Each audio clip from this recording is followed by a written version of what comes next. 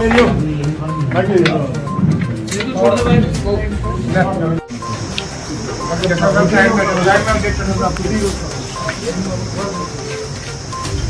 पीछे सब आ रहे हैं जल्दी कर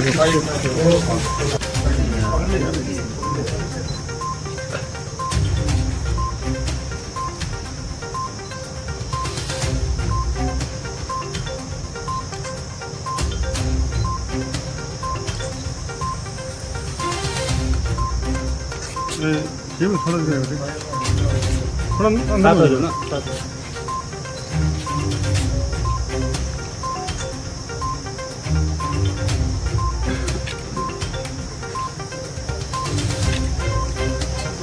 चलो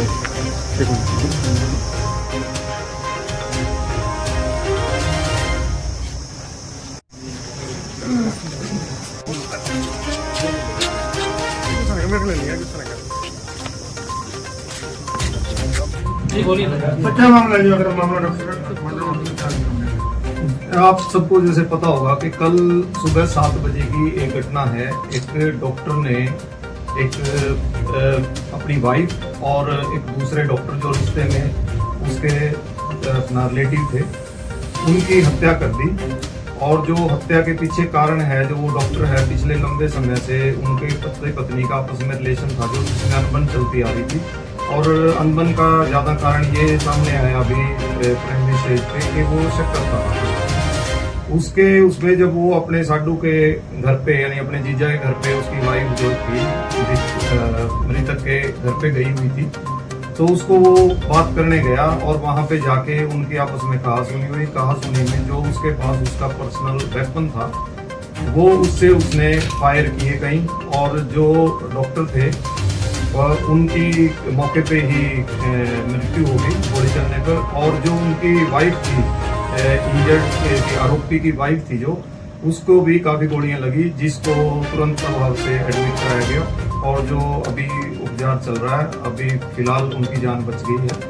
और इसका जो मोटिव था वो अपने उसको बदला लेना था। आपस में इनकी जो रंजिश थी अपने साडू से वो चलती आ रही थी और फिलहाल अभी जांच जारी है। जो कल 7 बजे की घटना है, जो हमारी टीम ने एसपी साहब के मार्गदर्शन पर तत्परता से कार्रवाई करते हुए अलग अलग टीमें गठित की गई, जिसमें हमारी टीम ने उसको आज देवीलाल पार्क कुरुक्षेत्र के नजदीक से जो गिरफ्तार कर लिया है और उसको न्यायालय में पेश किया जाएगा। पेश करके उसका रिमांड लिया।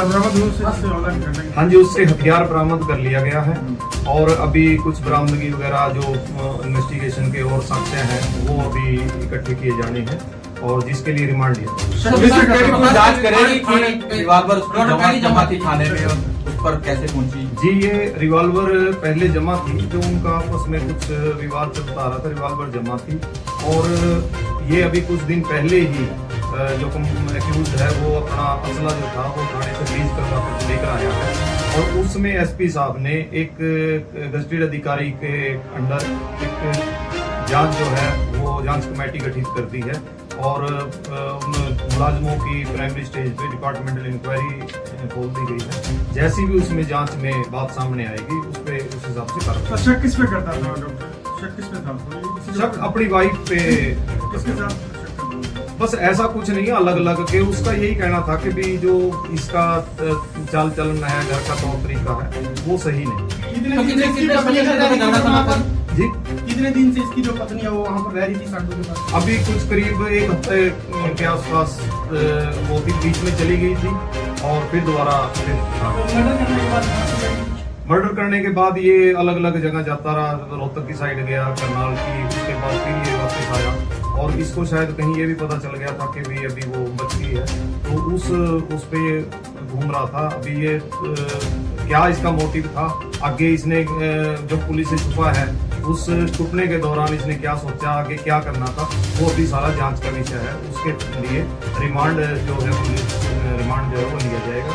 रिमांड लेकर आगे अधिकारी एसपी साहब ने डिप्यूट किए कि जो रिवॉल्वर जमा थी और कैसे लेके आए उसके लिए कितने एसपी साहब ने डीएसपी साहब के अंदर जो है वो एक जांच की वो की है, जिम्मेवारी दी है और उस जांच कमेटी में जैसे जैसे अधिकारियों को जिसकी जो उनसे बयान या हेल्प की जरूरत होगी वो समझ सकते हैं। लेकिन बताया कि इसके बीजेपी से भी नाते थे, भारतीय जनता पार्टी में शामिल था। नहीं, अभी ऐसा कुछ नहीं है। बाकी हम हर पहलू पे जांच करेंगे। अभी तो इसको गिरफ्तार करके ही लाएंगे। सर लीगल प्रोसेस में क्या हथियार नहीं ले सकता था जो जमा था इसमें झगड़े के बाद? जी क्या? जो उसका हथियार जमा था थाने में ले नहीं सकता था कि क्या होता है?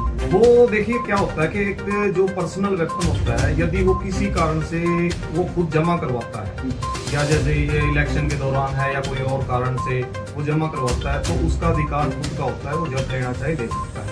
अब इस मामले में वो किस अप्रोच में जमा हुआ है, किन परिस्थितियों में और कैसे इसने लिया है, उसके लिए एसपी उसके साहब ससुर की शिकायत थी, झगड़ा करता था अक्सर, पहले भी मारपीट करा था, ऐसी शिकायत दी थी कि रिवॉल्वर है इनके पास, ये कभी भी हमला कर सकते हैं। ऐसी बात जो है अभी प्राइमरी स्टेज पे हमारे जांच में आई है, लेकिन इसकी पुष्टि हम आगे रिमांड में इसको लेकर हाइपर रहता है कभी मेंटली फिट है ये ऐसा क्या हाइपर? देखिए वो मेडिकल करवाएंगे और बोर्ड द्वारा मेडिकल करवा के इसके जो मेंटल स्टेज है उसका पता कब किया जाएगा इसको कोर्ट? इसको कल पेश करें। महिला को कितनी गोली लगी और उसकी तबीयत कैसी है सर? अभी महिला की तबीयत जो है, उनकी जो स्थिति है वो डॉक्टर फिलहाल खतरे से बाहर बता रहे हैं, लेकिन अंडर ऑब्जर्वेशन रखा गया है और महिला को कई गोलियां लगी हैं, करीब इसने 6-7 राउंड फायर किए जो इसके कहने के अनुसार है। लेकिन अभी वो सारा जो है वो अपना सीन ऑफ क्राइम टीम से रोड से रिपोर्ट लेके और फिर वो बताया जाए। पिस्टल की जांच की हो तो कहाँ से पिस्टल की मेड इन इंडिया? ये मेड इन इंडिया है, कानपुर से इसने खरीदी थी और करीब 65,000 के आसपास की कानपुर में खरीदी थी। लाइसेंस वगैरह रिकवर कर लिया, राउंड रिकवर कर लिए और इनको और इसके जो आगे कपड़े रिकवर करेंगे और जो मृतक के शरीर से गोलियां निकली हैं और इंजर्ड जो इसकी वाइफ है उससे गोलियां जो निकली हैं, उन सब का मिलान करने के लिए उसको एफएसएल भेजा जाएगा और एफएसएल की जो रिपोर्ट आएगी टोटल लगभग आधा दर्जन के लगभग गोलियां चलेंगी। एग्जैक्ट जो है वो अभी हमारी रिपोर्ट आ जाएगी उसमें। आरोपी की लगभग उम्र कितनी है सर? आरोपी की 53 साल उम्र। वाइफ जो इंजर्ड है उनका भी कोई स्पष्टीकरण आया है? वाइफ की अभी स्टेटमेंट नहीं हो पाई है क्योंकि उनका ट्रीटमेंट चल रहा है। 25 साल से ये मैरिड था और